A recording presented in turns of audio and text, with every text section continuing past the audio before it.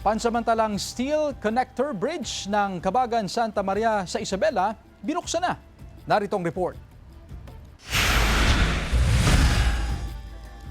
Binuksan na ang pansamantalang steel bridge connector ng gumuhong tulay sa Kabagan Santa Maria, Isabela.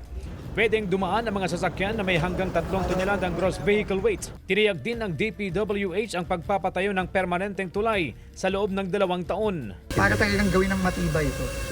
Kasi delikado eh. Sa dami ng mga truck na dumadaan dito sa Isabela pababa, no, papunta ng Maynila, papunta ng talagang hindi pwede tayo mag-risk dito. Kailangan hindi na pwede maulit yung nangyari last week. Ayon kay Dizon, kakasuhan pa rin ang mga sangkot sa pagbagsak ng dating bahagi ng tulay.